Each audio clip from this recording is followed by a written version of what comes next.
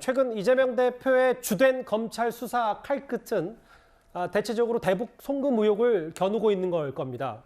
그런데 이 대표 측근, 그러니까 이화영 부지사 관련된 김성태 전 회장의 진술도 여러 쏟아지고 있는데요. 특히 검찰이 이재명 대표도 직접 재판에 넘길 수 있다고 검토하는 부분이 김성태 전 회장이 본인 개인 돈이라면서 북한에 넘긴 돈을 뭐 800만 달러 넘는다고 봤을 때, 특히 300만 달러에 대해서 영수증을 검찰에 제출했다. 이 부분 때문에 좀 물증을 검찰이 좀 여러 쫓고 있는 것 같습니다. 그러니까 영수증이라고 이야기를 하죠. 북한 말로 이제 영수증이라는 거를 이제 북한 측에서 발행을 해줬다는 것이고, 그걸 이제 지금 제출했다는 아마 진위 여부를 확인할 겁니다. 근데 지금 아마 기업들이요, 북한에 이렇게 돈을 보낼 때 예전에 이제 김대중 대통령 시절에 대북 송금 사건이 있었지 않습니까?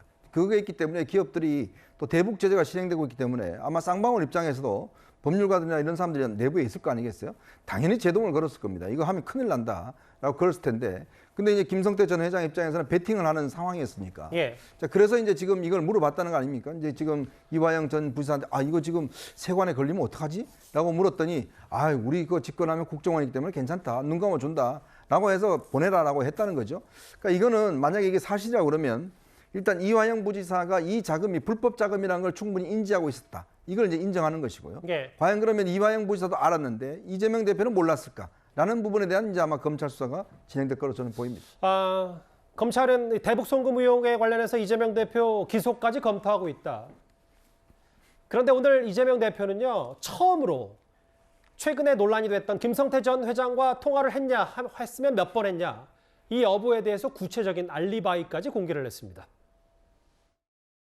2019년 1월 17일에 모든 언론사가 다 그날 성남 지원에 이재명의 대장동 공공이익 환수 허위사실 공표 사건 취재를 했습니다.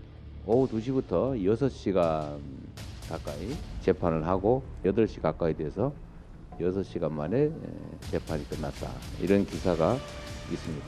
그날 저녁 만찬 자리에서 이화영 부지사가 전화를 바꿔줘서 통화를 했다는 거 아니겠습니까? 그 만찬이 6시부터 8시쯤이었다고 하는데, 제가 그날 재판받는 걸 뻔히 알면서 그런 전화를 해가지고 바꿔주고 그러겠습니까? 제가 전에도 말씀드렸지 않습니까? 너무 완성도가 떨어지는 소설이라 잘 안 팔릴 거라고. 그런데 너무 잘 팔리고 있어요. 바로 전날이죠. 2019년 1월 17일 저 원탁 만찬 자리, 당시에 이재명 대표는 내가 재판을 받았던 날인데 어떻게 이화영 전 부지사가 전화를 바꿔줘서 김성태 전 회장과 통화를 했겠냐, 이 얘기를 오늘 했어요.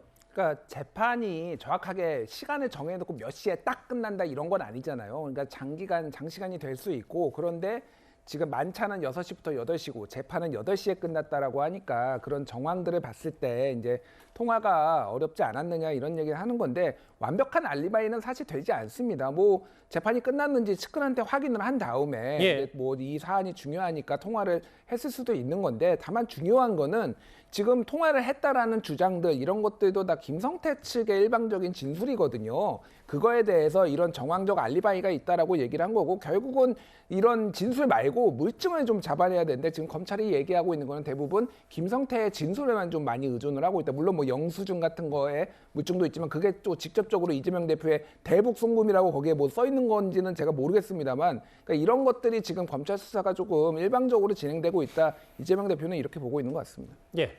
근데 이제 지금 통화한 내용은 보통 이제 통신사에서 1년간 보관이 되기 때문에, 통화 사실 자체가 1년간 보관이 되기 때문에 아마 자료를 확보하기에는 좀 어려울 수가 있습니다. 없겠네요, 그러면. 예, 어려울 수가 있죠. 근데 이제 이화영 부지사가 당시에 사용했던 스마트폰이 있다면 그것을 뭐 압수해서 포렌식을 하면 나올 수는 있는데요. 물증 이야기하는데, 물증이 있는 것이 있는 수사가 있고 없는 수사가 있죠. 저런 경우에 물증이라고 하는 것은 쌍방울에서 북한에 송금하기 위해서 800만 불을 인출한 자료는 충분히 물증이 되고, 그 다음에 진술로서 또 사람들이 직접 여러 사람이 뭐 30명이 동원이 되어서 북경까지 갔다는 것 아닙니까? 그러면 그 사람들의 진술과 그 사람들이 바로 물증이 되는 거죠. 그리고 진술이 보이면 물증이 된다. 아니, 사람이 존재하지 않습니까? 그렇죠. 그것도 물증이죠. 그리고 또 그다음에 가서 이 직접적으로 내가 전달했다는 것이고 거기에 영수증까지 있다면 이런 내용 진술과 그다음에 정황을 합치면 완벽한 입증이 되는 사안인데 거기에 물증을 더 어떻게 내놓으라는 것인지 돈은 북한에 넘어갔고 영수증은 받아왔고 그럼 사람들은 그 사람들이 내가 돈을 날랐습니다 하는 진술이 있고 그러면 이게 다 끝난 거죠. 그 이상 입증할 게 뭐가 있겠습니까? 그래서 이런 이야기는 그저 수사의 그 내용을 흠집내고 그다음에 당분간이라도 시간을 좀 끌면서 계속 알겠습니다. 이 저 쟁점을 흐리는 그런 주장에 불과하고 이것을 뭐 입증하는 것은 저는 법적으로는 충분히 지금 입증이 되었다고 봅니다. 김성태 전 회장과의 통화 얘기, 이재명 대표의 이례적인 반박 얘기까지 만나봤습니다. 그럼 지금까지 들은 여러분들의 목소리를 만나볼 차례입니다. 첫 번째 댓글입니다. 국회의원 배지의 무게를 파악 좀 합시다. 오늘 대정부 질문의 질의, 뭐 품격, 수준 말씀하신 듯하죠. 조사받다 마음에 안 든다고 검사 바꿔달라면 평생 재판만 받겠다. 재판 안 받겠네라고 하셨습니다. 예. 조민 때문에 떨어진 학생은 얼마나 억울할까 하셨고요. 안철수와 나경원 닮은 꼴 결말, 뭐 이걸 예측하신 것 같습니다. 마지막 보겠습니다. 윤 대통령은 국정의 전념에서 민생 경제를 살려주세요. 좀 의미 있는 의미심장한 얘기까지 하셨는데요. 댓글 5개 모두 감사드립니다.